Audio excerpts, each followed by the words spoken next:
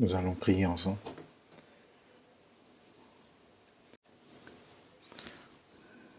Dieu, notre Père qui est saint, qui a créé toutes choses, tu nous as sauvés de nos péchés, tu nous as donné l'espérance d'aller dans le royaume des cieux. Et tu nous as établis enfants de Dieu, et tu nous as gardés comme enfants sur cette terre, et nous sommes réunis ici devant ta parole. Et sois avec nous dans le cœur de tous, pour que nous puissions comprendre ta volonté à travers la parole, et que nous puissions comprendre ce que nous devons faire devant toi, Seigneur, pour que nous puissions vivre en rendant la joie à toi, Seigneur. Et la retraite d'été est en train de se dérouler, et à cette heure-ci, l'évangile est en train d'être prêché. Sois avec nous tous pour que nous puissions, que tu puisses nous donner la puissance, les âmes et les cœurs de tous ceux qui travaillent et tous ceux qui prêchent la parole, pour que il y ait cette œuvre de ces âmes perdues qui retournent vers le Seigneur, et soit avec tous ceux qui travaillent dans la force nécessaire pour que jusqu'à la fin de la retraite, que tout puisse se dérouler dans ta grâce. Nous te demandons de veiller sur cet événement, et nous, les frères et sœurs de l'Église, lorsque nous vivons à la fin des temps, que nous puissions comprendre ce que nous devons faire, ou que nous puissions te rendre la joie. Et du début jusqu'à la fin, nous remettons tout entre les mains du Saint-Esprit, et nous avons prié au nom du Seigneur Jésus. Amen. Nous allons commencer par voir la parole de Malachie, chapitre 3. Chapitre 3, versets 13 à 18. Chapitre 3, verset 13. « Vos paroles sont rudes contre moi, dit l'Éternel, et vous dites, qu'avons-nous dit contre toi ? Vous avez dit, c'est en vain que l'on sert Dieu. Qu'avons-nous gagné à observer ses préceptes et à marcher avec tristesse à cause de l'Éternel des armées ? Maintenant, nous estimons heureux les hautains. Oui, les méchants prospèrent. Oui, ils tentent Dieu et ils échappent. Alors ceux qui craignent l'Éternel se parlèrent l'un à l'autre. L'Éternel fut attentif et il l'écouta. Et un livre de souvenirs fut écrit devant lui pour ceux qui craignent l'Éternel et qui honorent son nom. Ils seront à moi, dit l'Éternel des armées. Ils m'appartiendront au jour que je prépare. J'aurai compassion d'eux, comme un homme a compassion de son fils qui le sert. Et vous verrez de nouveau la différence entre le juste et le méchant, entre celui qui sert Dieu et celui qui ne le sert pas.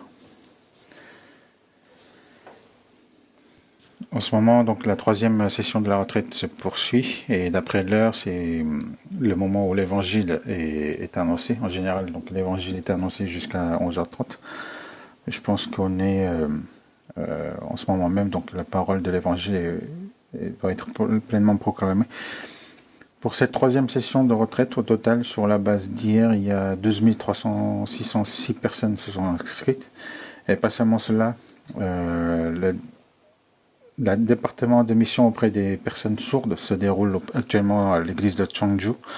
Si l'on inclut un peu plus de 300 personnes de l'église de Changju qui servent, 1042 personnes y sont inscrites. Ainsi, donc, cette troisième session rassemble vraiment beaucoup de personnes qui participent ensemble à la retraite. Et en regardant cette troisième session, comme beaucoup viennent de régions assez éloignées, ils sont arrivés rapidement et ils sont beaucoup venus en bus. Il y a vraiment beaucoup de personnes sur place. Hier, donc, la consommation d'électricité a atteint un pic. Pendant des dizaines d'années de retraite, c'est hier que nous avons utilisé le plus d'électricité.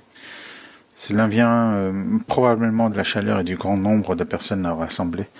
En tout cas, la retraite se déroule dans cette ferveur, donc je vous demande donc de prier, et à partir de mardi, nous aurons notre quatrième session de retraite. Donc préparons-la ensemble et prions pour elle.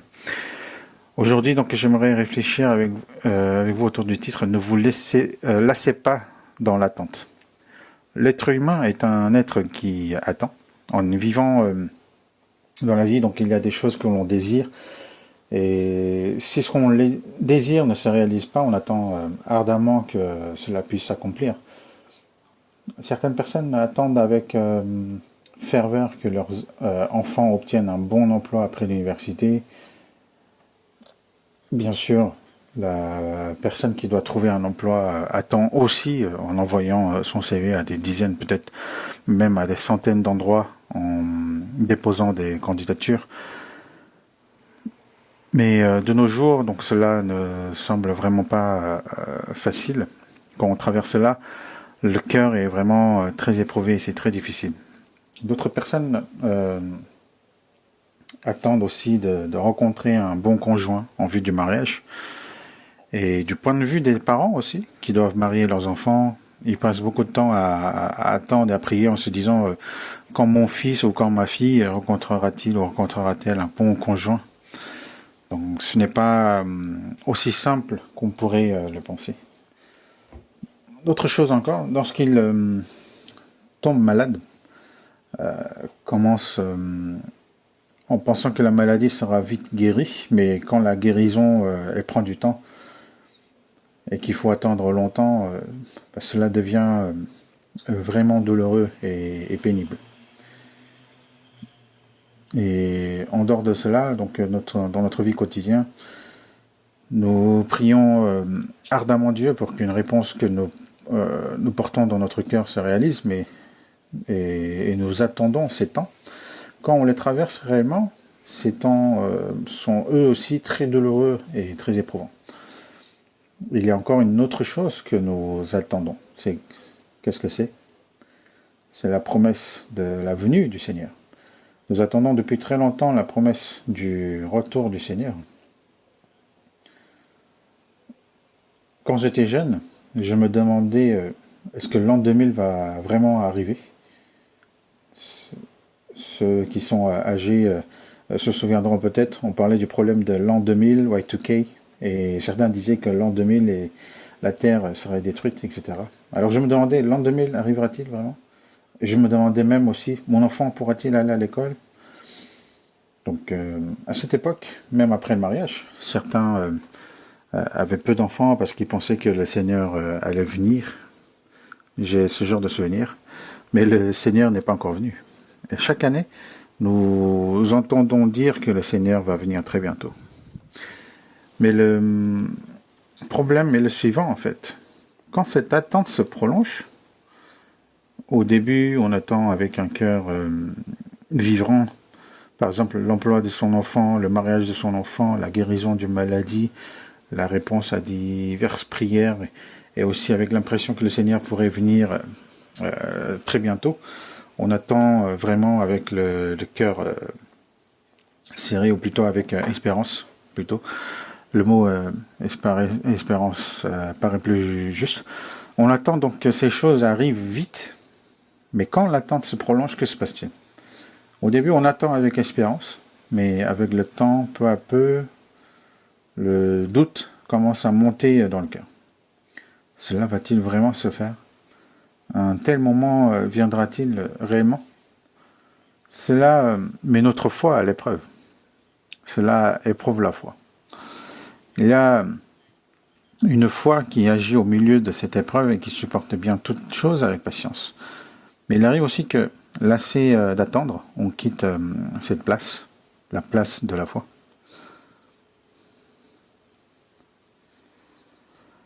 Le problème de l'époque de Malachie que nous voulons regarder aujourd'hui est précisément ce problème. Les croyants de l'époque de Malachie vivaient environ 400 ans avant la venue de Jésus-Christ.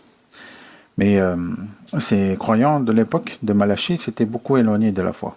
Regardons d'abord dans le verset 14. Je vais d'abord lire le verset 13. « Donc vos paroles sont rudes contre moi, dit l'Éternel, et vous dites, qu'avons-nous dit contre toi ?» Dieu dit ici que les croyants de l'époque de Malachie, c'est-à-dire le peuple d'Israël, s'opposaient à lui par des paroles dures, des paroles qui n'étaient pas bonnes. Et pourtant, il disait, quand avons-nous fait cela? Il disait, qu'avons-nous dit contre toi? Puis regardons le verset 14. Il disait, c'est en vain que l'on sert Dieu.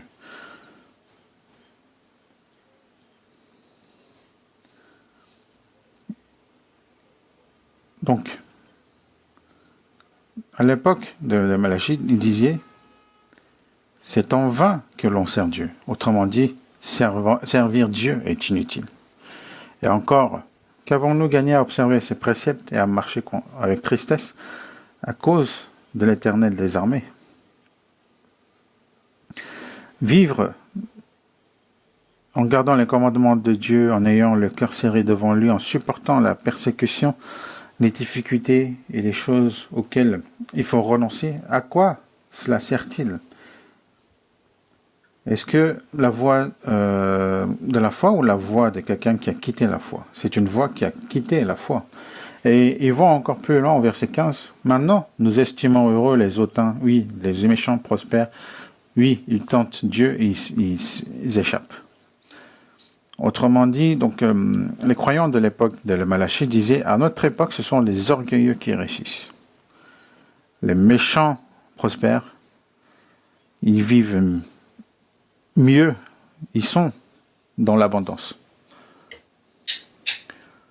Et ceux qui tentent Dieu devraient être punis, mais au contraire, ils échappent au malheur et réussissent. Ils tenaient donc des propos très éloignés de la foi. Si on regarde seulement cela, puis donc le chapitre 1 de Malachie, on voit que les prêtres qui offraient le sacrifice à Dieu étaient corrompus.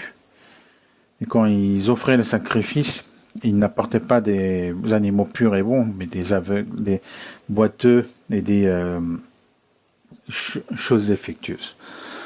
C'est pourquoi, à cette époque, donc, ils étaient sous la domination de la Perse. Il y avait donc un gouverneur envoyé par la Perse. Et Dieu leur dit, donc, essayez donc d'apporter à ce gouverneur un animal aveugle ou boiteux, quelque chose de mauvais. Quand on apporte quelque chose à un gouverneur visible, doit-on apporter quelque chose de bon ou quelque chose d'étrange et de mauvais? Si l'on apporte quelque chose de mauvais, on peut même mourir. Il faut apporter quelque chose de bon. Mais quand il l'apportait à Dieu, il le faisait n'importe comment. Et au chapitre 3, que voyons-nous encore? Donc, il ne donnait pas la dîme. Et Dieu dit donc, un homme trompe-t-il Dieu? En fait, en quoi t'avons-nous trompé? Dans les dîmes et les offrandes. C'est ce que Dieu dit. Et en un mot, donc la foi des croyants du peuple d'Israël à l'époque de Malachie était ce qu'on appellerait aujourd'hui une crise totale. Tout était globalement donc effondré sur le plan spirituel. Alors, les croyants de l'époque de Malachie étaient-ils l'origine des personnes dont la foi était mauvaise et effondrée? Non, pas du tout. Au contraire, leur père et leur grand-père avaient eu une foi vraiment remarquable. Si on regarde brièvement l'histoire d'Israël, donc nous sommes 606 avant Jésus-Christ. Donc il y a environ 2600 ans avant la Perse, donc c'était la Babylone. Le roi Nebuchadnezzar de Babylone donc a envahi Israël et enlève sa souveraineté. À ce moment-là, donc il ne détruit pas complètement le pays. Il établit donc un roi fantôme, puis repart. Il emmène alors captif quelques personnes parmi les membres de la famille royale et les nobles. Et l'une de ces personnes capturées à ce moment-là, c'était Daniel. Donc c'était bien 606 avant Jésus-Christ. Souvenez-vous bien de cette date, 606 avant Jésus-Christ. Ensuite, Nebuchadnezzar envahit encore 2 fois le pays. Il vient donc 3 fois au total. Lors de la deuxième invasion, il emmène cette fois divers artisans et techniciens. Parmi eux, donc, se trouvait le prophète Ézéchiel. Daniel était donc un jeune homme de la noblesse, né en 606 avant Jésus-Christ. Ézéchiel, lui, était probablement l'un de ces hommes qualifiés emmenés lors de la deuxième déportation. Mais donc malgré cela, Israël continuant à se rebeller contre Nebuchadnezzar, en 586 avant Jésus-Christ, exactement donc 20 ans après, à 606, il envahit donc le pays pour la troisième fois. Et cette fois, il détruit complètement Juda et du sud, donc, et ruine entièrement le temple. Le prophète qui exerçait son ministère alors était Jérémie. Mais Jérémie n'est pas parti à Babylone. On lui a proposé d'y aller en disant qu'on le traiterait bien en fait, mais il n'y est pas allé.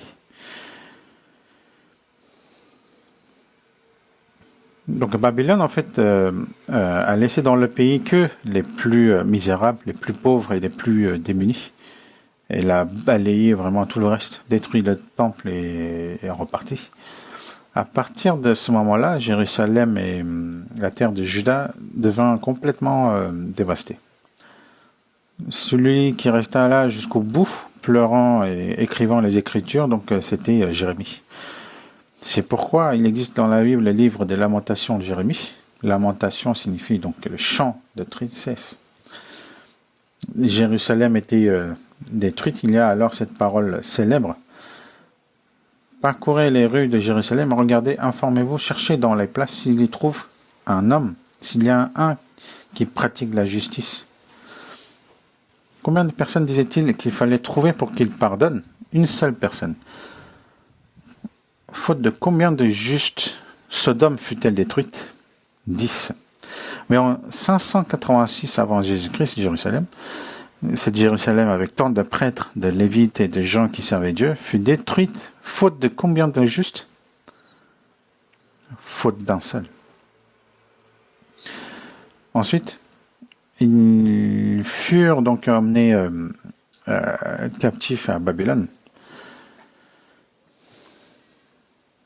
Vers 606 donc avant Jésus-Christ, le prophète Jérémie prononça une prophétie étonnante.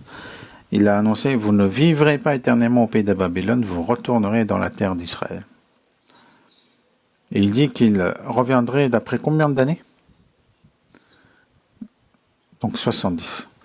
Donc si on enlève 70 ans à 606 avant Jésus-Christ, quelle année obtient-on? 536 avant Jésus-Christ. On calcule les années avant Jésus-Christ à l'envers.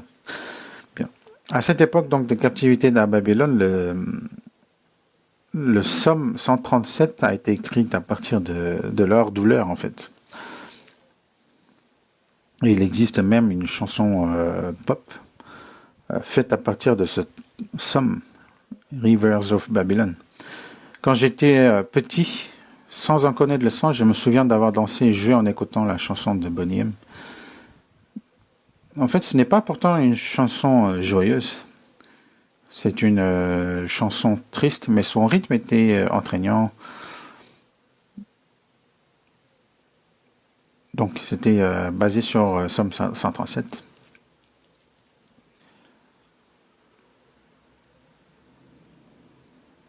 Donc, environ 2 ou 3 ans avant 536, avant Jésus-Christ, Dieu fit lire à Daniel les paroles du prophète Jérémie. Et dans Daniel, chapitre 9, on voit qu'il découvre la prophétie de Jérémie selon laquelle, après 70 ans, Israël retournerait dans son pays.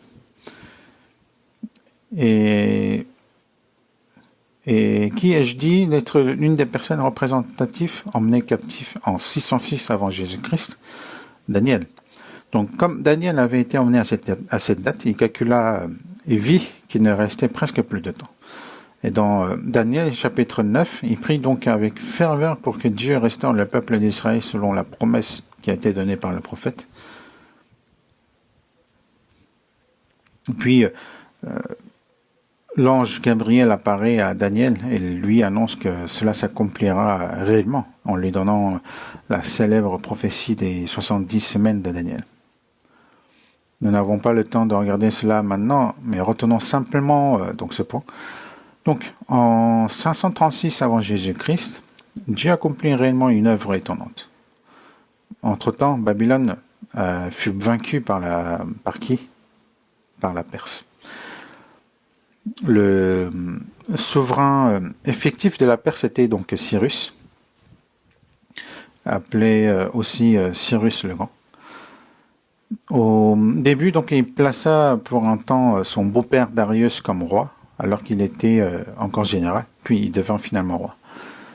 Cyrus publia donc un édit.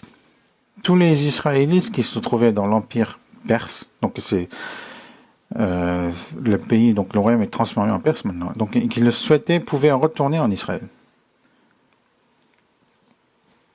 Cet édit est attesté par un objet archéologique appelé le cylindre de Cyrus. On peut voir donc dans le grand musée. En examinant son contenu, on découvre quelque chose d'étonnant en fait, c'est que les paroles qui se trouvent à la fin de 2 rois et dans Ezra y correspondent. C'est l'édit de Cyrus. Dans l'histoire, Cyrus remporta des victoires étonnantes dans les guerres. En fait, lorsqu'une grande réussite arrive, presque personne ne l'obtient seulement par sa propre capacité. Il y a toujours une part de circonstances favorables. Mais Cyrus avait une chance incroyable à la guerre.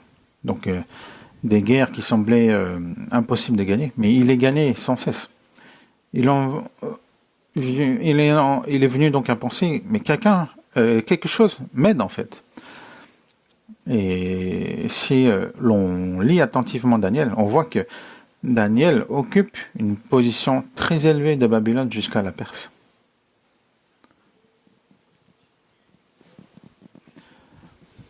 Vous vous souvenez de l'histoire de Daniel dans la fosse au lion? Ce n'était pas à l'époque babylonienne, mais à l'époque perse. Avant que Cyrus ne devienne roi, il avait placé momentanément Darius le Mède comme roi. C'est dans ce contexte que cela s'est passé. Donc Daniel fut nommé premier ministre. Mais les fonctionnaires donc, du pays conquis jalousèrent en fait Daniel, qui avait occupé une autre fonction dans un royaume qui a été vaincu en fait. Donc ils firent donc adopter une loi qui permettait de jeter dans la fosse aux lions quiconque priait à notre Dieu afin de piéger Daniel.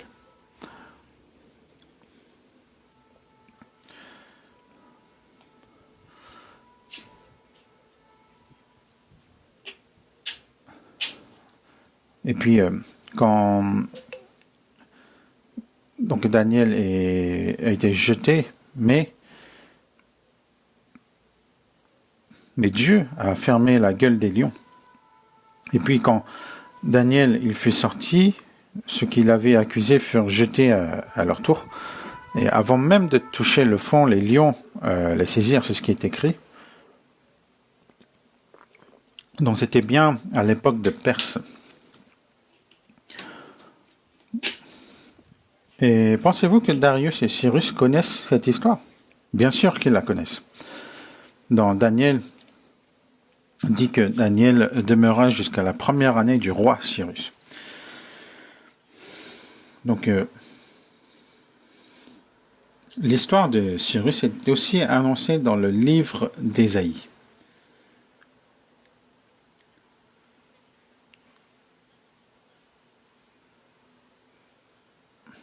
Donc, c'est, je passe rapidement, mais si vous voulez voir cela en détail, vous avez l'Académie biblique qui sont disponibles. Donc, donc le livre d'Ésaïe qui a été écrit donc 200 ans avant l'apparition de Cyrus. Le nom même de Cyrus y est mentionné avec la prophétie qu'il libérait Israël. Il y a certainement quelqu'un pour le dire à Cyrus. Qui pensez-vous que ce soit? C'est le prophète Daniel. Quand Daniel lui a raconté cela, déjà personne ne pouvait ignorer Daniel, l'homme qui avait survécu à la fosse aux lions. Même les rois païens reconnurent alors Dieu. J'ai lu autrefois une phrase qui m'a profondément touché dans un livre. Daniel n'était pas un prédicateur, mais il fit plier le genou devant Dieu à tous les peuples et à tous les rois païens. Celui qui fit plier le genou devant Dieu au peuple et aux rois de Babylone et de Perse, c'était Daniel.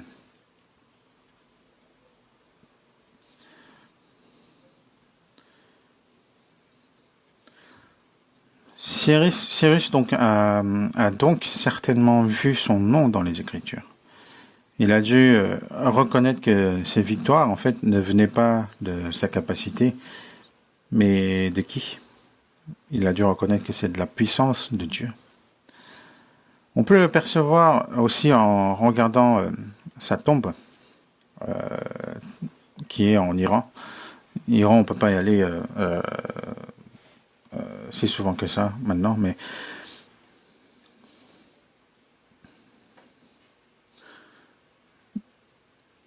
donc la tombe de Cyrus, que ce soit du Mordi. Alors, le tombe de Cyrus n'est pas la tombe d'un roi qui a bâti un empire.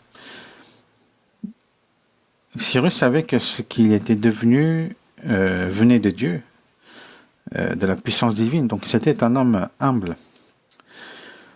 Quoi qu'il en soit, donc Cyrus libéra le peuple en 536 avant Jésus-Christ. Donc Zorobabel devint le chef et les Israélites revinrent.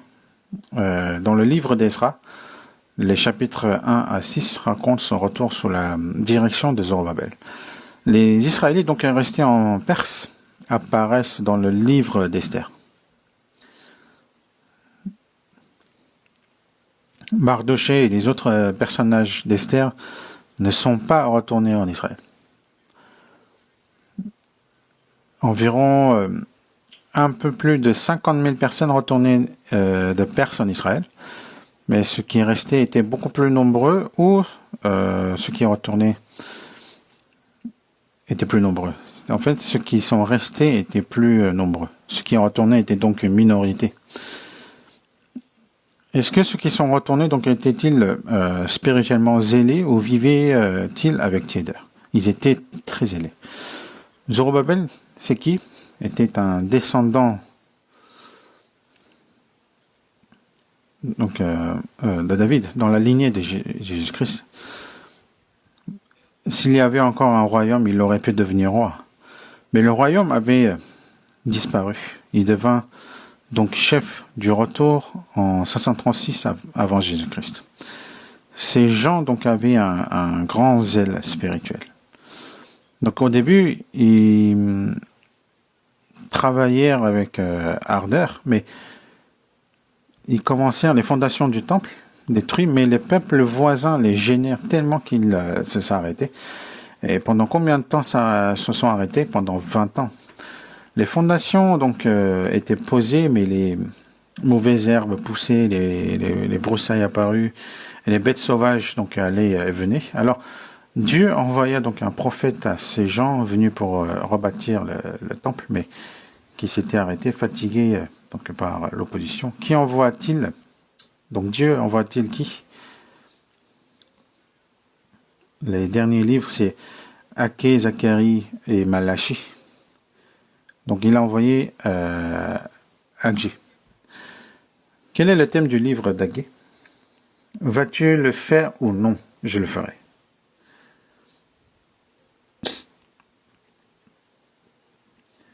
Donc le thème du livre d'Agé, c'était je le ferai. En fait, ils avaient commencé à bâtir le temple, puis ils s'étaient arrêtés. Donc Dieu leur dit de le rebâtir rapidement.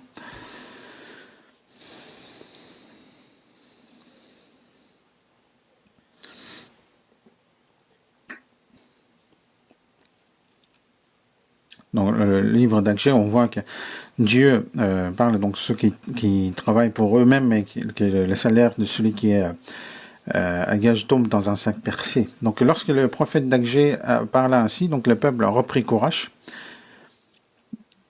Donc ils ont repris force et bâti le temple après 20 ans. Donc ils étaient est revenu en 536 avant Jésus-Christ, 20 ans plus tard, donc en 516 avant Jésus-Christ.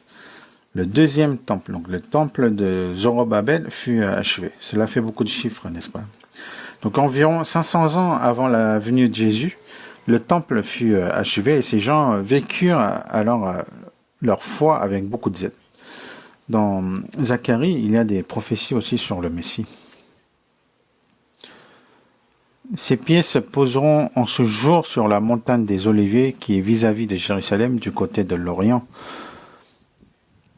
Cette prophétie annonce même que dans les derniers temps, Jésus reviendra sur le mont des Oliviers. Et la prophétie selon laquelle le Messie entrerait par la porte dorée fermée se trouve aussi dans Zacharie. Il y a aussi « Voici ton roi vient à toi, il est juste et victorieux, il est humble et monté sur un âne, le petit d'une ânesse. » Et encore, c'est concernant le jour de l'Éternel, donc la plaie dont l'Éternel frappera tous les peuples qui auront combattu Jérusalem, leur chair tombera en pourriture tandis qu'ils seront sur leurs pieds, leurs yeux tomberont en pourriture dans leurs orbites. Ça aussi, c'est dans Zacharie. Donc Zacharie a donc prophétisé non seulement la première venue de Jésus, mais aussi son retour.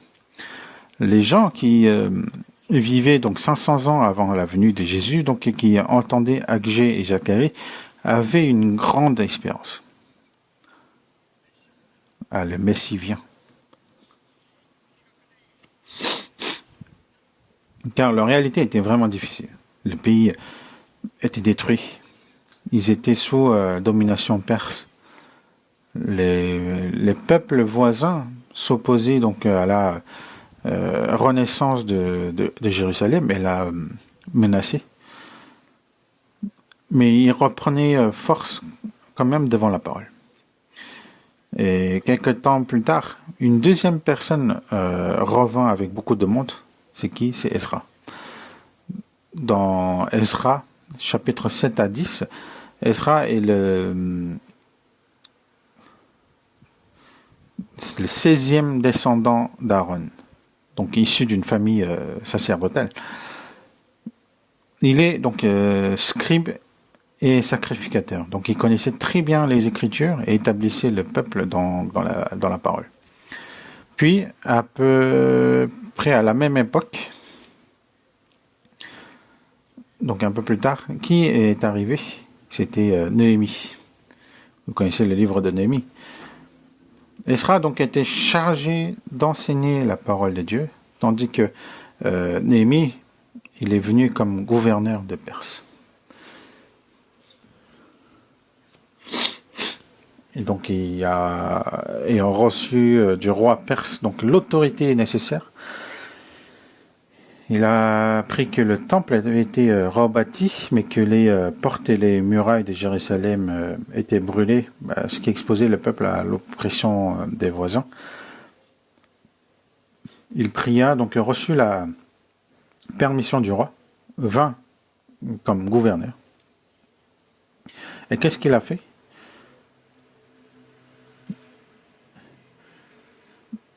Donc, à l'époque de Zorobabel, c'est le temple qui a été rebâti au temps de Zorobabel. Mais Néhémie et Ezra, qu'est-ce qu'ils ont rebâti? Ils ont rebâti donc la muraille autour de Jérusalem. Parce qu'il faut la muraille qui permet de repousser donc les attaques et de renforcer donc la ville. Donc pendant que Néhémie était gouverneur, Ezra, donc qui enseignait la parole de Dieu, c'était Ezra. Et comme il était le gouverneur, donc grâce à cette autorité publique et à l'enseignement de la parole, donc les Israélites se réveillèrent donc spirituellement. Et ils attendaient qui? Donc ils attendaient le Messie. Cela nous amène jusqu'aux environs de 450 avant Jésus-Christ. Donc depuis Zorobabel jusqu'à Ezra et Néhémie, pendant 2 ou 3 générations, les gens vécurent donc avec ferveur au milieu de circonstances difficiles. Et puis, Ezra mourut, probablement. Néhémie mourut aussi. Et, euh, et on arriva donc à l'époque de Malachie. Quelles personnes étaient donc à l'époque de Malachie? Donc c'est vers le début des années 400 avant Jésus-Christ. Ces gens étaient probablement donc la génération des enfants ou des petits-enfants de l'époque d'Esra et de Néhémie. Et leur foi, comment c'était? Leur foi, en fait, en un mot, c'était effondré. Je crois avoir longuement expliqué le contexte. Donc, à l'époque de Malachie, cette génération qui avait eu donc les parents, des grands-parents et des arrière-grands-parents vraiment qui étaient très zélés, ils parlent ainsi donc après leur disparition que c'est en vain que l'on sert Dieu. Il disait donc à quoi sert de garder ce précepte et de marcher dans la tristesse devant l'Éternel des armées. Il disait maintenant les orgueilleux sont heureux, les méchants prospèrent, ceux qui tentent Dieu échappent au malheur. Mais moi je sers Dieu et j'attends le Messie, mais notre époque est trop difficile. Pourquoi? Parce que le pays était toujours sous domination perse. Le peuple païen autour d'eux cherchait sans cesse à nuire à Israël. Il les menaçait et parfois employait réellement de la violence. Donc en vivant dans ces circonstances, les Israélites se sont vraiment beaucoup effondrés dans la foi. Pourquoi? Parce que l'attente s'était prolongée. Et si je réfléchis aujourd'hui à cette parole, c'est parce que cette époque ressemble beaucoup à la nôtre. À l'époque de Malachie, attendait le Messie qui devait venir une première fois. Notre époque attend qui? Nous attendons Jésus qui va revenir. Donc à l'époque de Malachie, de nombreuses prophéties donc annonçaient la venue de Messie. Que ce soit Ésaïe, Zacharie, Malachie lui-même, qui prophétise clairement au sujet de Jean-Baptiste aussi. De même, donc il y a eu beaucoup de prophéties sur la venue de Messie. Et de même dans notre époque, on possède aussi la promesse de son retour. Cette promesse est vraiment très claire. La première venue et la seconde venue sont différentes, mais elles ont un point commun. C'est quoi? On attend. Et il semble qu'ils ne viennent pas. L'attente se prolonge. Pour Dieu, 20 ou 30 ans ne sont pas un long temps. Mais pour l'être humain, c'est très long. C'est parfois peut-être toute une vie, n'est-ce pas? C'est vraiment toute une vie, parfois. Donc quand l'attente se prolonge, même ceux qui vivaient donc avec ferveur devant Dieu finissent donc parfois par se décourager.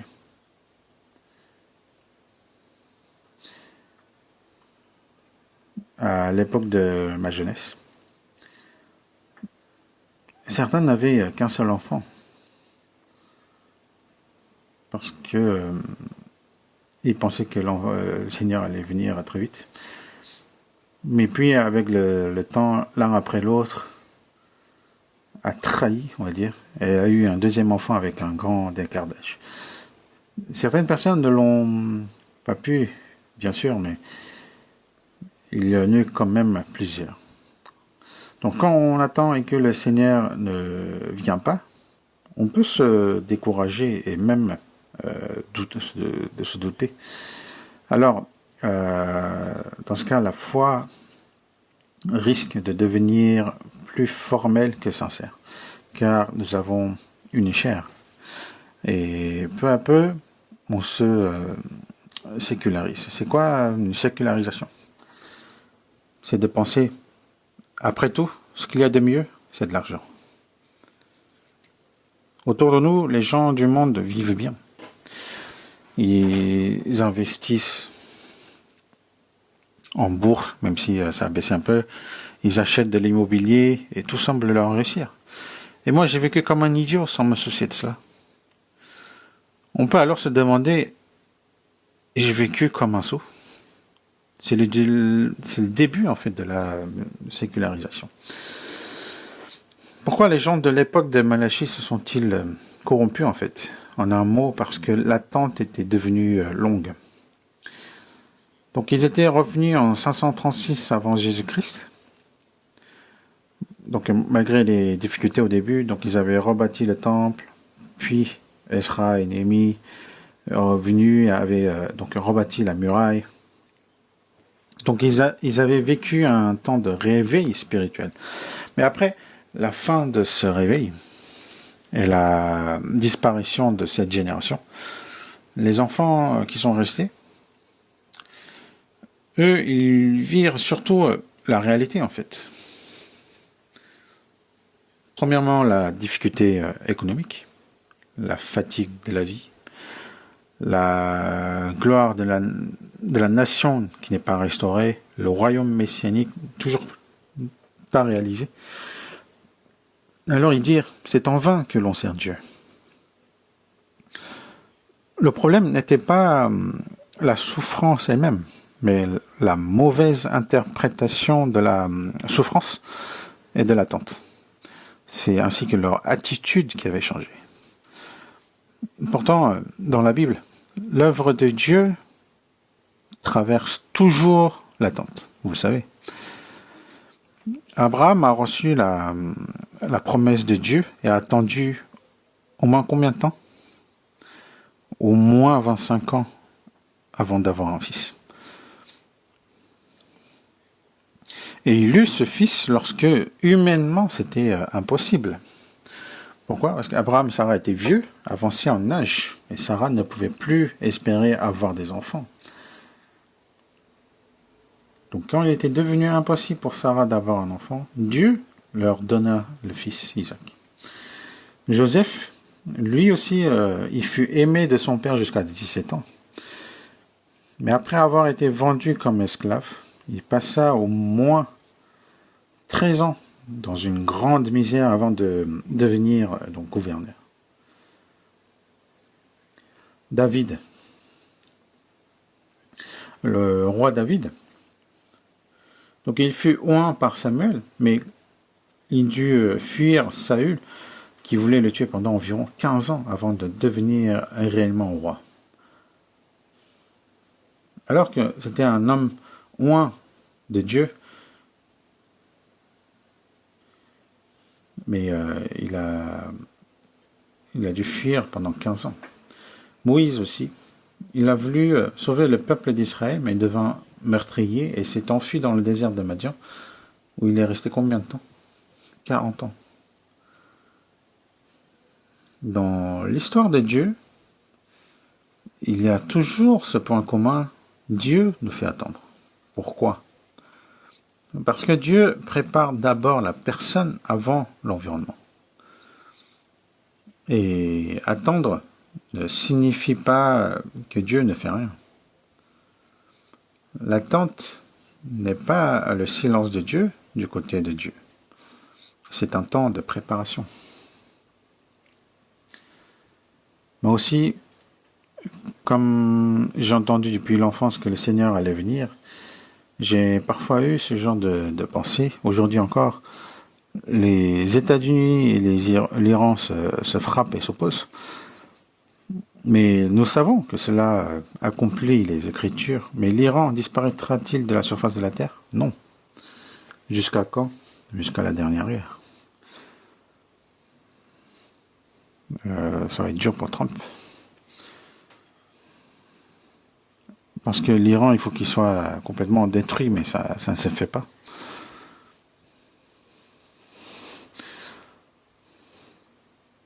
Les gens du monde peuvent dire l'Iran pourrait être anéanti. Mais nous, en lisant la Bible, nous savons qu'il ne disparaîtra pas, d'une manière ou d'une autre, parce que il va survivre, même s'il sera vraiment très affaibli. Mais il ne disparaîtra point. Et nous savons à travers la Bible. Donc. Et quand nous voyons cela, que pensons-nous? Que le Seigneur travaille. Je vais partager une pensée personnelle. Donc c'est une opinion personnelle. Donc je n'aime pas Trump émotionnellement. Parce qu'il parle souvent, durement, et agit de manière étrange. Mais ces jours-ci, je lui suis aussi reconnaissant. Parce que sans Trump, notre pays serait probablement entré dans une longue période de faible croissance. À mon avis, la plupart des industries de notre pays chevauchent celles de la Chine. Si nous avions dû rivaliser directement avec la Chine, nous n'aurions pas pu gagner. Donc on serions tombés dans une croissance vraiment d'une faible croissance. Mais récemment, notre pays réussit plutôt bien parce que les États-Unis ont freiné la Chine.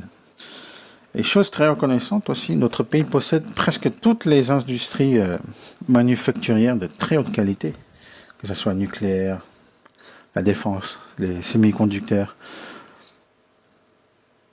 Donc toutes ces choses-là ont été changées à cause de qui? À cause de Trump en fait. Donc c'est vraiment une opinion personnelle, hein, mais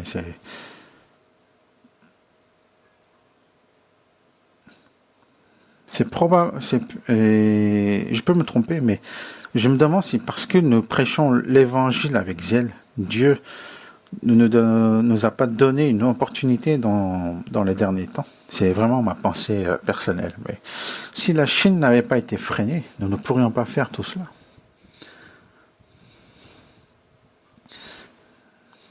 Et avec la guerre aussi provoquée par la Russie, diverses choses se sont enchaînées. Je ne dis pas qu'il faut trop étendre cette interprétation. Donc émotionnellement, je n'ai pas Trump. Mais d'un autre côté, je suis parfois reconnaissant. Cet homme est apparu et nous pouvons quand même tenir. Je suis désolé si certains aiment Trump. C'est vrai, je suis désolé pour eux. C'était seulement une opinion personnelle.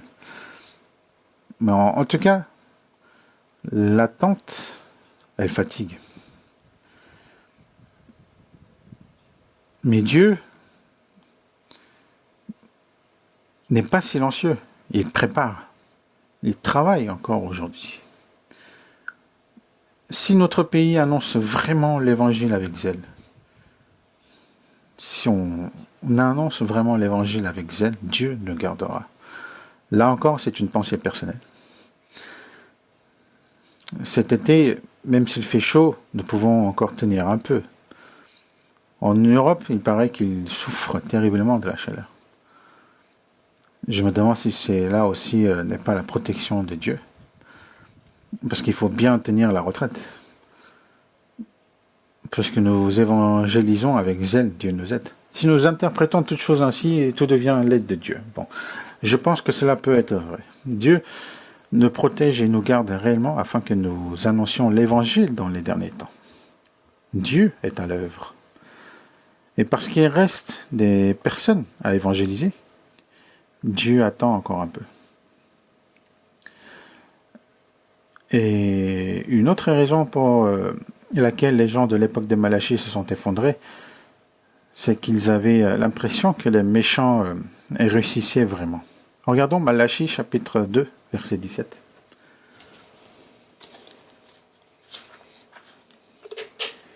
Vous fatiguez l'Éternel par vos paroles et vous dites, en quoi l'avons-nous fatigué? C'est en disant, disons ensemble, quiconque fait le mal est bon aux yeux de l'Éternel, et c'est en lui qu'il prend plaisir. Ou bien, où est le Dieu de la justice?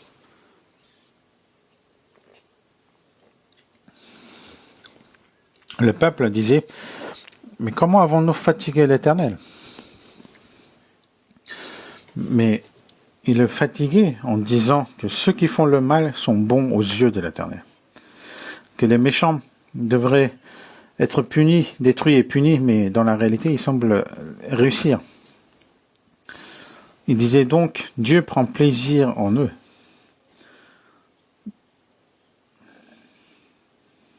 Dans notre langage courant, on dirait, mais qu'est-ce qu'il a fait dans une vie précédente pour qu'il réussisse ainsi? A-t-il sauvé le pays? Puis il disait donc, où est le Dieu de la justice? Autrement dit, si Dieu existe vraiment, est-ce normal? Il ne comprenait pas que les méchants réussissent. C'est pourquoi leur foi s'est effondrée et qu'ils ont dit que servir Dieu était vain. Mais c'était une erreur.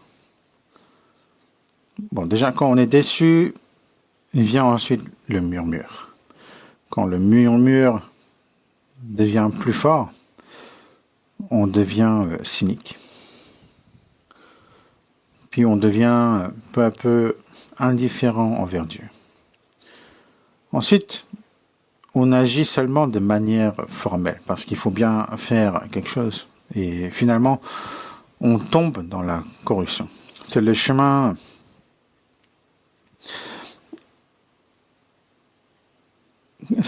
donc qu'avaient pris les gens de l'époque de Malachie. Pourquoi? À cette époque, donc plusieurs choses s'étaient effondrées. D'abord, le sacrifice était effondré. Au chapitre 1, ils apportaient des animaux boiteux et malades. Ils devaient offrir un sacrifice à Dieu, mais comme les animaux sains et bons leur coûtaient cher,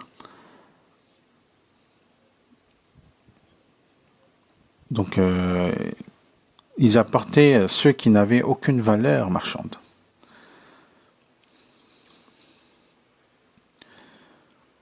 Dieu dit, donc ils apportaient ça à Dieu. Et Dieu dit alors, donc il dit, offre donc cela à ton gouverneur, l'agréera-t-il? Donc le sacrifice s'était effondré. Il disait aussi ceci, dans le chapitre 1, verset 2, on lit ensemble, on regarde ensemble. Je vous lis le verset 2. Je vous ai aimé, dit l'Éternel, et vous dites, en quoi nous as-tu aimés?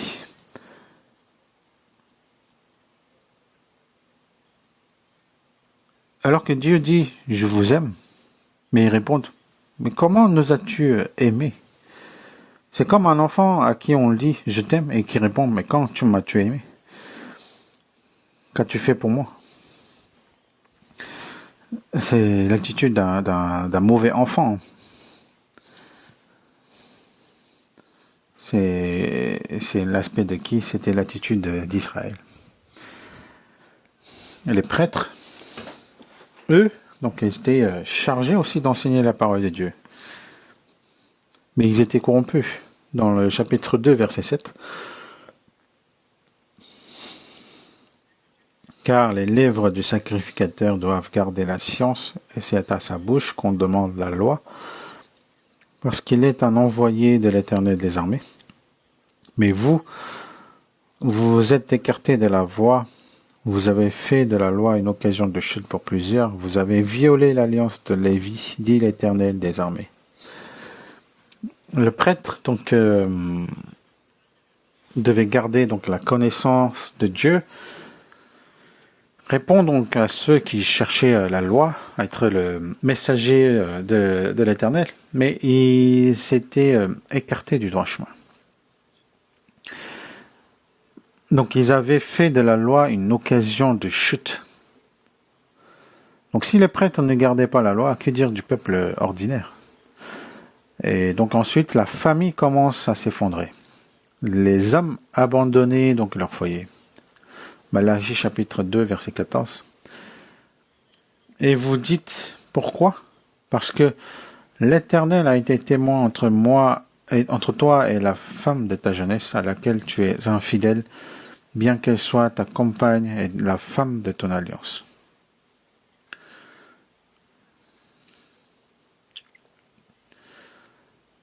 Être infidèle à la femme de sa jeunesse, qu'est-ce que cela signifie? Cela signifie la trahir, commettre de l'adultère.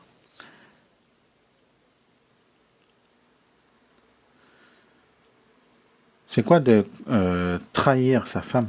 Donc c'est l'adultère, n'est-ce pas? Et Dieu désirait donc une descendance pieuse, mais la famille se brisait, donc ça s'est effondré. Donc la famille s'est effondrée. Et ensuite, comme je vous ai dit tout à l'heure, la dîme aussi s'était effondrée. Dieu dit, vous me trompez dans les dîmes et les offrandes.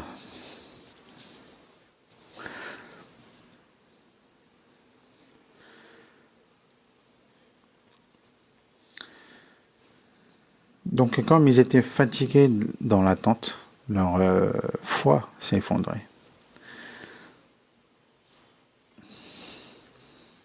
Est-ce que cette image doit-elle devenir la nôtre? Non, si cela risquait... si cela ne risquait pas de devenir notre image, je ne prêcherais pas cette parole aujourd'hui. Mais si nous ne veillons pas dans la foi, nous pouvons nous aussi devenir donc ainsi. Notre époque est vraiment spirituellement dangereuse. C'est une époque où il est facile de se lasser, comme à l'époque de Malachie. Mais nous devons vivre en gardant la foi jusqu'à la venue du Seigneur. Tout d'abord, le Seigneur viendra-t-il ou ne viendra-t-il pas? Il viendra. Le Messie que les gens de Malachie attendaient est-il venu ou non? Il est venu. Il est venu, mais eux, en attendant, ils se sont corrompus et se sont effondrés. Et quand le Seigneur est effectivement venu, est-ce que l'ont-ils reconnu? Non.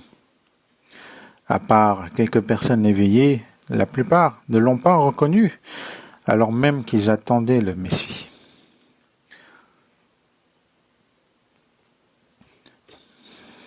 Donc ils ne l'ont pas reconnu, alors qu'ils ont attendu tant. N'est-ce pas tragique? Ils avaient tellement attendu, mais ne l'ont pas reconnu. Et vous savez quelle est la vraie tragédie de notre époque? Vous connaissez la parabole des 10 vierges. Certaines donc étaient éveillées, mais il y avait aussi d'autres vierges, donc d'autres qui somnolaient.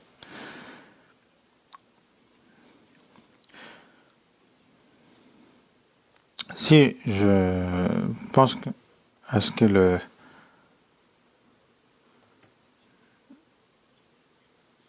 Mais si, imaginons, si je somnole, alors que j'ai bien vécu jusqu'à présent, si je somnole à la venue de Jésus, comme par hasard, à ce moment, si je rencontre Jésus en étant somnolé, bien sûr,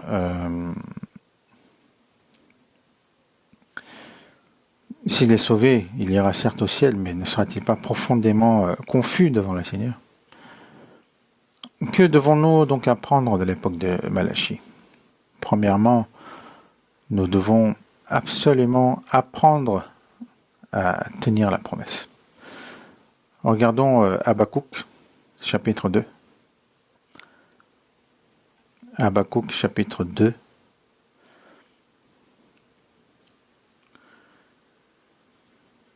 Versets 2 et 3. Je vous lis. L'Éternel m'adressa la parole et dit, « Écris la prophétie, grave-la sur des tables afin qu'on la lise couramment. Car c'est une prophétie dont le temps est déjà fixé. Elle marche vers son terme et elle ne mentira pas. Si elle tarde, attends-la, car elle s'accomplira certainement. Le livre d'Habakkuk parle lui aussi donc une époque où les méchants donc réussissaient. Et le prophète Habakkuk donc a posé une question à Dieu. La situation ressemble à celle de Malachie, mais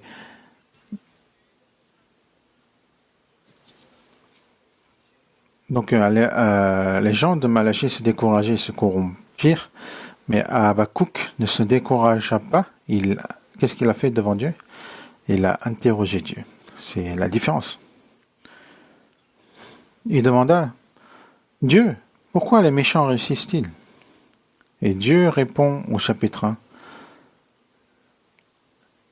Qu'est-ce qu'il dit? Donc, pour punir ces méchants, je vais envoyer Babylone. Pour punir ces méchants, je vais envoyer Babylone. Mais Habakkuk eut alors une question encore plus grande. Mais Dieu, même si nous avons péché, nous sommes ton peuple. Babylone est païenne et encore plus mauvaise. Donc ils sont encore plus mauvais que les Israélites. Comment peux-tu envoyer des gens pires pour punir ton peuple? C'est pas la bonne méthode, non? Il demande. Et Dieu donc répond alors une deuxième fois à Habakkuk, comme nous venons de lire. Donc Babylone est un bâton que Dieu utilise. Et que Babylone sera aussi jugée pour son péché.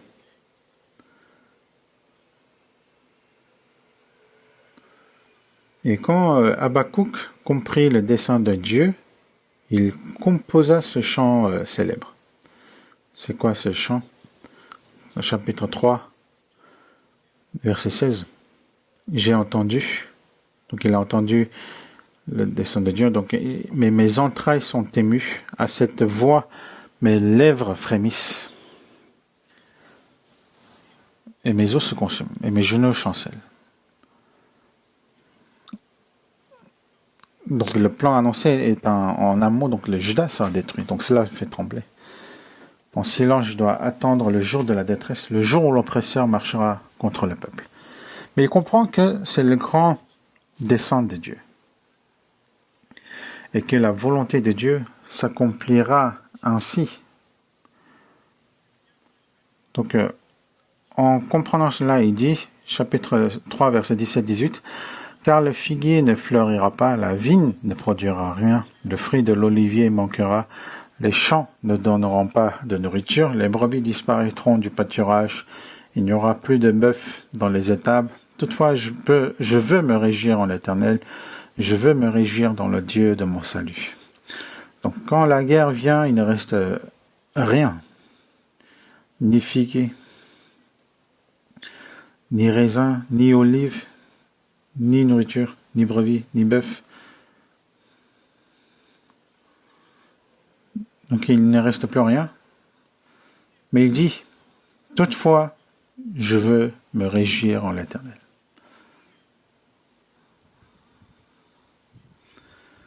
Donc c'est pas vraiment pareil, mais notre époque aussi deviendra-t-elle facile ou difficile spirituellement?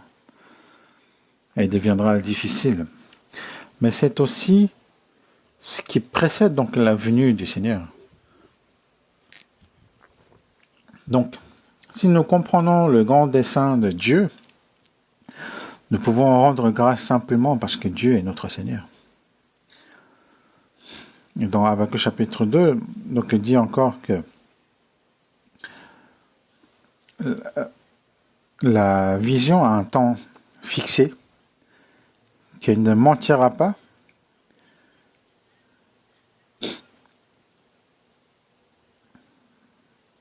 et que tu la graves dans la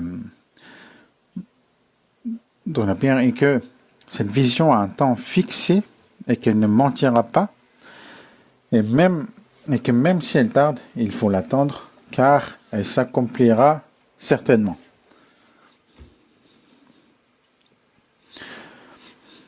Et cette parole d'Habakkuk s'est accomplie.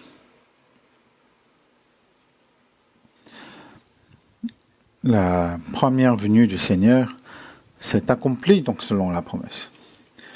Du point de vue donc de l'homme, cela semble tarder, mais dans le plan de Dieu, cela ne retardait pas.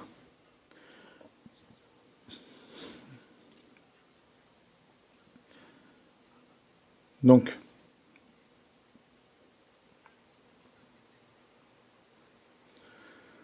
de même, le retour du Seigneur s'accomplira certainement. C'est que les saints, les croyants de l'époque de Malachie n'ont juste pas pu voir car leur vie était courte. Nous devons le savoir par la parole et nous ne devons pas juger trop vite la justice de Dieu. Qu'est-ce qu'il est dit? Que ne tirez pas à cause de ceux qui font le mal, ne porte pas envie aux méchants. Dans Somme chapitre 313, ici, il est décrit que jusqu'à ce que j'eusse pénétré dans les sanctuaires de Dieu, que j'eusse pris garde au sort final des méchants. La vraie issue ne se décide pas dans ce monde, mais devant Dieu. Qui réussira vraiment, en fait, se verra devant Dieu.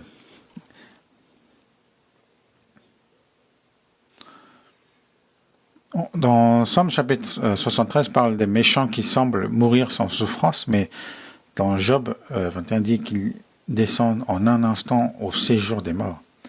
Mais ceux qui vivent vraiment dans la foi doivent rester éveillés devant Dieu. Et Dieu a promis de les récompenser devant lui. Alors, que devons-nous faire en fait? Premièrement, nous devons veiller. Alors, regardons Matthieu chapitre 24.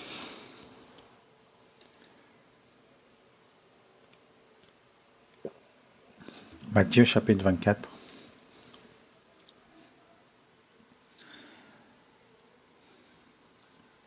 Versets 40 à 44, je vais vous lire. Alors, de deux hommes qui seront dans un champ, l'un sera pris et l'autre laissé. De deux femmes qui se moudront à la meule, l'une sera prise et l'autre laissée. Veillez donc, puisque vous ne savez pas quel jour votre Seigneur viendra. Sachez-le bien, si le maître de la maison savait à quelle veille de la nuit le voleur doit venir, il veillerait et ne laisserait pas percer sa maison. Disons ensemble, c'est pourquoi vous aussi tenez-vous prêts, car le Fils de l'homme viendra à l'heure où vous n'y penserez pas.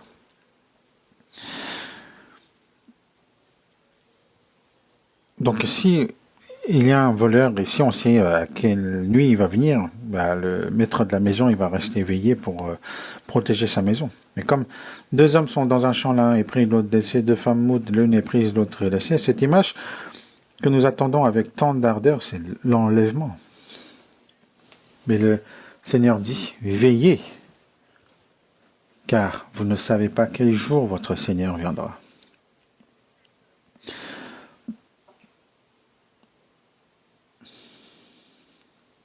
Nous devons vraiment être éveillés dans la foi. Il y a 26 ou 27 ans, quand nous étions jeunes, il existait des services de communication par PC, donc qui s'appelaient iTel, Sholian, Nanori. Les jeunes d'aujourd'hui ne connaissent pas ces mots, mais de nos réunions, en fait, dans les salons de discussion pour partager, et nous avions réfléchi au nom à donner à ce salon. Quel nom avons-nous choisi? Les personnes éveillées. C'est l'origine donc de notre site actuel. Donc nous donnions même les identifiants à des croyants aux États-Unis pour partager ensemble, qu'ils soient à Séoul, à Daejeon ou en d'autres régions. C'était un nouveau monde. Vers 1999, donc c'est là où nous avons transféré cela sur Internet. Et l'espace de communion des croyants a été appelé donc les personnes éveillées. Certains donc appelle le rassemblement des personnes éveillées, mais le nom exact est les personnes éveillées. Je trouve que c'est un très bon nom. Quelle est notre identité? Nous sommes des personnes éveillées.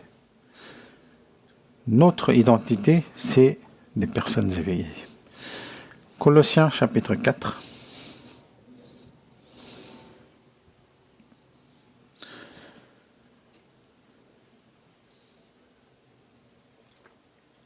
Colossiens chapitre 4, verset 2. Persévérez dans la prière, veillez-y avec action de grâce. Priez en même temps pour nous, afin que Dieu nous ouvre une porte pour la parole, en sorte que je puisse annoncer le mystère de Christ, pour lequel je suis dans les chaînes, et le faire connaître comme je dois en parler. Cette parole nous dit deux choses très importantes à faire dans les derniers temps. La première est persévérer dans la prière, veillez-y avec action de grâce. Nous devons veiller, et pour cela, ce que nous devons faire, nous devons prier, car veiller n'est pas facile. C'est drôle, mais une histoire vraie. Quand j'étais jeune, un frère qui, nouvellement sauvé, a entendu la parole, c'était sur veiller. 3 jours plus tard, il vint à la réunion très fatigué. C'est vraiment une histoire réelle. Donc on lui a demandé pourquoi. Et il répondit qu'il avait essayé de ne pas dormir parce qu'il était écrit « veiller ». Et malgré ça, il a dormi un peu. Et il a fait ce témoignage et nous avons tous beaucoup ri. Et que nous lui avons expliqué que veiller ne signifie pas ne pas dormir physiquement, mais ne pas devenir spirituellement insensible. C'est cela, n'est-ce pas? Les personnes donc éveillées sont sensibles au péché, discernent les courants du monde, désirent la parole, attendent la venue du Seigneur et n'abandonnent pas la prière.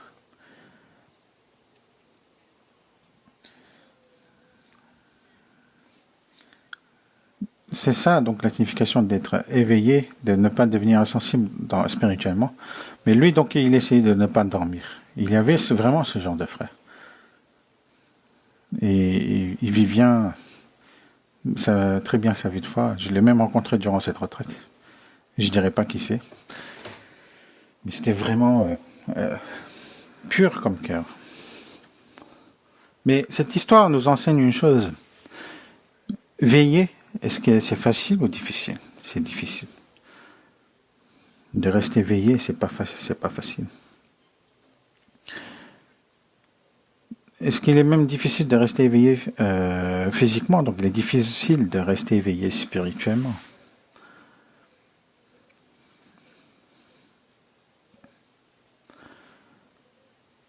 Pour cela, donc il faut d'abord, le plus important, c'est de se garder soi-même par la parole.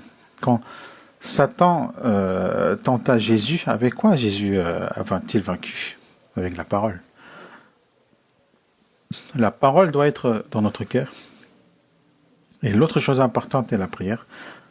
Gardons cette page et nous allons voir aussi Luc chapitre 18.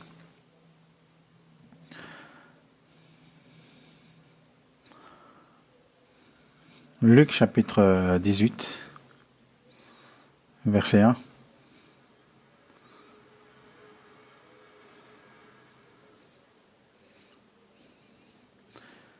Jésus leur adressa une parabole pour montrer qu'il faut toujours prier et ne point se relâcher. Il dit, il y avait dans une ville un juge qui ne craignait point Dieu et qui n'avait égard personne. Il avait aussi dans cette ville une veuve qui venait lui dire, fais-moi justice de ma partie adverse. Pendant longtemps, il refusa, mais ensuite il dit en lui-même, quoique je ne craigne point Dieu et que je n'ai d'égard pour personne, néanmoins, parce que cette veuve m'importune, je lui ferai justice afin qu'elle ne vienne pas sans cesse me rompre la tête. Le Seigneur ajouta, entendez ce que dit le juge inique. Et Dieu ne fera-t-il pas justice à ses élus qui crient à lui jour et nuit, et tardera-t-il à leur égard? Je vous le dis, il leur fera promptement justice. Mais quand le Fils de l'homme viendra, trouvera-t-il la foi sur la terre? La prière donc implique l'attente. À travers l'histoire du juge injuste, donc nous recevons une leçon. Même un juge injuste finit par répondre à quelqu'un qui vient sans cesse demander. Alors, Dieu n'écoutera-t-il pas ses élus, ceux qui sont sauvés? Mais pourquoi Jésus dit-il soudain, quand le Fils de l'homme viendra, trouvera-t-il la foi sur la terre? Quelle foi on y parle ici? Cette foi signifie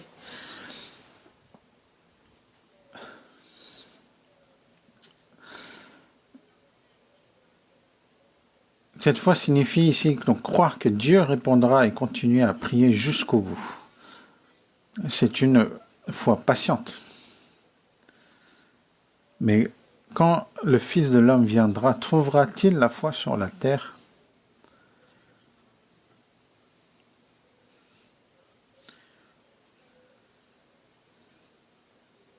Donc en fait, c'est une foi patiente qui attend sans se décourager jusqu'à la venue du Seigneur. Et le Seigneur, quand il reviendra, est-ce qu'il verra la foi sur la terre?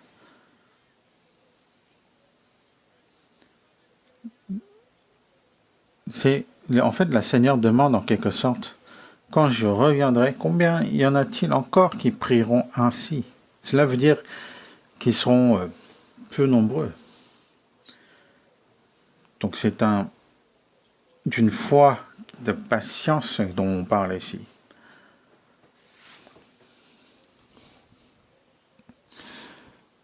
Donc lorsque le Seigneur viendra, s'il dit qu'il y aura peu de personnes qui patientent, il nous dit ici donc de patienter. Et qu'est-ce qu'il nous dit de faire aussi? De prier sans cesse.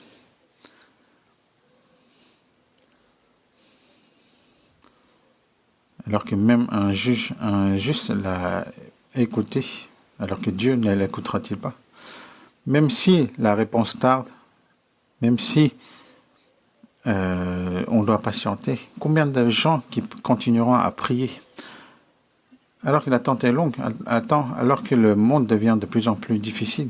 Combien de gens continueraient à prier, même si la réponse a l'air de tarder? Combien de gens attendront en tenant sur l'espérance du royaume des cieux? Et alors, que devons-nous répondre à Seigneur en disant quel genre de personne je deviendrai? Est-ce que nous devons devenir ceux qui disent ah Seigneur, tu tardes trop? En fait, il faut dire Seigneur, même si la réponse tarde, je garderai la foi qui prie. Même si l'attente est longue, je ne me découragerai pas. Même si le monde devient mauvais, je ne douterai pas de Dieu. Même si ton retour semble retardé, je tiendrai l'espérance jusqu'au bout. Je garderai la certitude que ta justice s'accomplira. C'est l'attitude que nous devons avoir devant Dieu.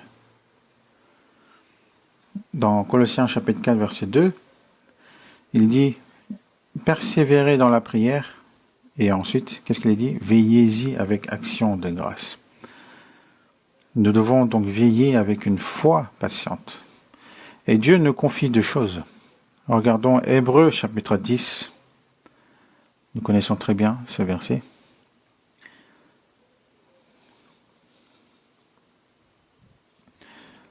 Hébreux chapitre 10, versets 24-25, lisons ensemble. Veillons les uns sur les autres pour nous exciter à la charité et aux bonnes œuvres, n'abandonnons pas notre assemblée comme c'est la coutume de quelques-uns, mais exhortons-nous réciproquement, et cela d'autant plus que vous voyez s'approcher le jour. Nous devons veiller les uns sur les autres et nous encourager à l'amour, aux bonnes œuvres. Quand on vit vraiment par la foi, il y a souvent de la solitude, de la douleur et des difficultés. Même quand nous faisons le bien, nous pouvons ne pas être reconnus et même être rejetés par le monde. Alors nous devons nous regarder les uns les autres, nous encourager dans les bonnes œuvres et ne pas abandonner nos réunions. Plus le jour approche, plus nous devons le faire. C'est ce que nous devons faire dans les derniers temps. Et que dit encore Colossiens chapitre 4 ? Qu'est-ce qu'il dit encore derrière ? Verset 3.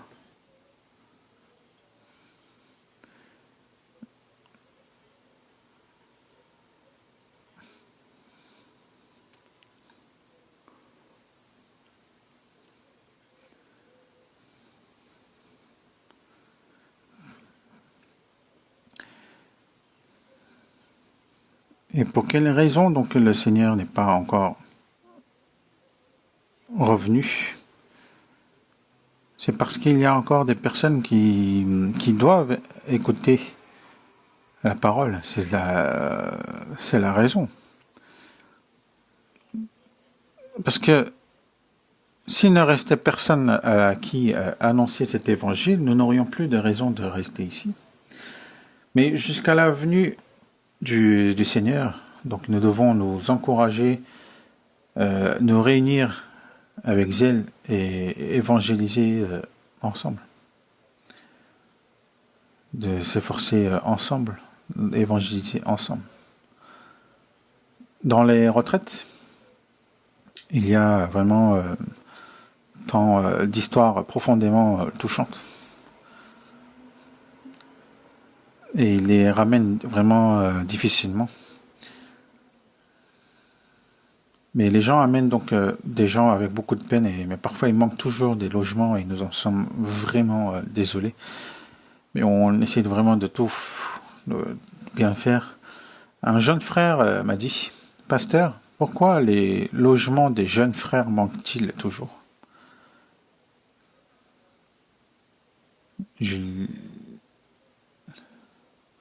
Je lui expliquais qu'on donne d'abord aux invités pour évangélisation, puis aux sœurs, puis aux frères âgés. Après cela, les jeunes frères doivent souvent se débrouiller.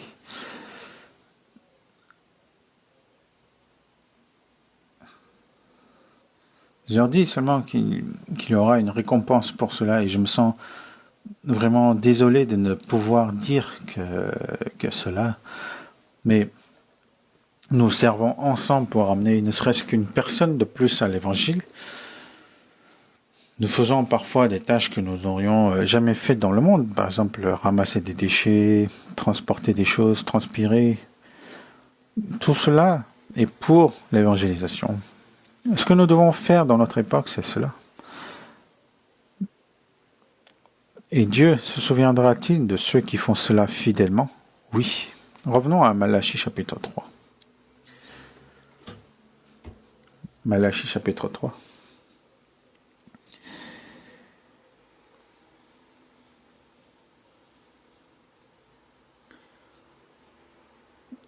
Versets 14 et 15, comme nous avons vu, donc il parle donc ceux qui sont loin de la foi. Mais dans cette époque, il y avait aussi des personnes qui vivaient réellement dans la foi devant Dieu. À partir du verset 16, je vous lis. Alors ceux qui craignaient l'Éternel se parlaient l'un à l'autre. L'Éternel fut attentif et l'écouta. Et un livre de souvenirs fut écrit devant lui pour ceux qui craignent l'Éternel et qui honorent son nom. Ils seront à moi, dit l'Éternel des armées. Ils m'appartiendront au jour que je prépare. J'aurai compassion d'eux comme un homme a compassion de son fils qui le sert. Et vous verrez de nouveau la différence entre le juste et le méchant, entre ceux qui servent Dieu et celui qui ne le sert pas. Même à l'époque de Malachie, au milieu de la corruption de la lassitude et de la sécularisation, il y avait certainement des gens qui attendaient Dieu et le Messie avec foi. Donc il y avait un reste. Dans notre époque, qui doit être ce reste? Moi et vous. À l'époque d'Élie, quand Élie disait que tout était fini, que tous étaient allés vers Baal et que Jézabel voulait le tuer, que répondit Dieu? Je laisserai en Israël 7000 hommes, tous ceux qui n'ont point fléchi les genoux devant Baal et dont la bouche ne l'a point baisé. Il y a un reste. Dans notre époque aussi, il y a un reste, et il doit y en avoir un. Et nous devons en faire partie. Ceux qui craignent l'Éternel se parlent l'un à l'autre. Ils demandent la prière, partagent, se réjouissent ensemble. Dieu écoute clairement tout cela. Et il écrit, qu'est-ce qu'il fait? Il écrit dans son livre de souvenirs pour ceux qui craignent l'Éternel et honorent son nom.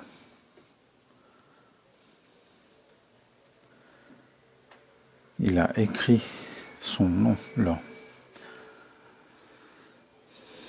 Quand nous tiendrons devant le Seigneur, les partages sincères, les demandes de prière, les prières faites en secret devant Dieu, tout cela restera-t-il devant Dieu? Oui, cela restera. Et Dieu dit, ils seront à moi, ils m'appartiendront au jour que je prépare. L'expression, mon trésor particulier, qu'est-ce que cela signifie? Vous connaissez les bijoux?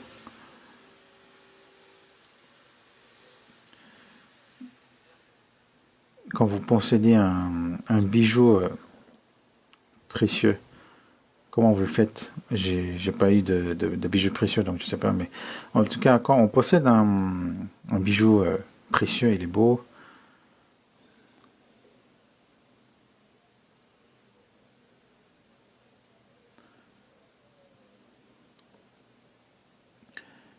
Donc Dieu nous considère comme des bijoux, comme précieux. Quand on possède un bijou précieux, on le range n'importe comment, ou est-ce qu'on le garde précieusement? On le garde précieusement, on le regarde, on l'essuie, on le protège. Donc on le garde comme vraiment précieux. Et quand ça disparaît un instant, on cherche partout pour le retrouver. Hier, il s'est passé quelque chose que je parlais, j'avançais, et je me suis rendu compte que j'avais plus ma montre dans mon poignet. Ah, où il est? Ah, je l'ai fait tomber. Mais quand je suis retourné à ma place où j'étais, il était à ma place. C'est quelques minutes, j'ai pensé, mais où est passée ma montre? Et par rapport à des bijoux, ce n'est pas une grande valeur, mais pour moi c'est important. Donc pareil, à vous aussi, vous avez des choses précieuses en vous. Et Dieu, pareil, donc il nous considère comme des bijoux, comme des trésors précieux.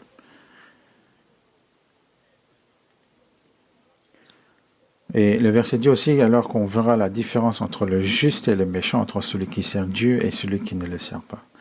Savez-vous par quoi se termine le livre de Malachie, le dernier livre de l'Ancien Testament? Il se termine par une parole concernant Jean-Baptiste, donc celui qui préparait la venue de Jésus. La fin du verset 4, chapitre 4, verset 5. Voici, je vous enverrai Élie, le prophète, avant que le jour de l'Éternel arrive, ce jour grand et redoutable. Ce prophète, Élie, c'est qui? C'est Jean-Baptiste. Jean-Baptiste, il fut donc celui qui présenta Jésus au peuple. Donc l'Ancien Testament se termine donc par l'annonce de la venue du Messie. Et par quoi se termine le tout dernier chapitre de toute la Bible, Apocalypse chapitre 22? Nous allons voir donc Apocalypse chapitre 22. Chapitre 22, verset 20, 21. Nous le lisons ensemble. Celui qui atteste ces choses dit, oui, je viens bientôt. Amen. Viens, Jésus, Seigneur Jésus. Que la grâce du Seigneur Jésus soit avec tous. Amen. La fin de l'Ancien Testament annonce ce qui prépare la première venue du Seigneur, donc de Jean-Baptiste. Donc parle de la venue de Jésus. Et la fin de toute la Bible annonce quoi? Celui qui a ces choses dit, oui, je viens bientôt. Amen. Viens, Seigneur Jésus, que la grâce du Seigneur Jésus soit avec tous. Amen. Donc la fin de toute la Bible annonce que le Seigneur revient. Même si, humainement, notre époque comporte des choses difficiles et pénibles, le Seigneur viendra certainement selon sa promesse. Donc, il ne faut pas que nous soyons ébranlés. Donc, il faut garder la foi jusqu'au bout, de tenir devant le Seigneur comme des croyants qui ne dorment pas, qui ne somnolent pas, mais qui veillent. C'est ce que nous devons faire. Prions.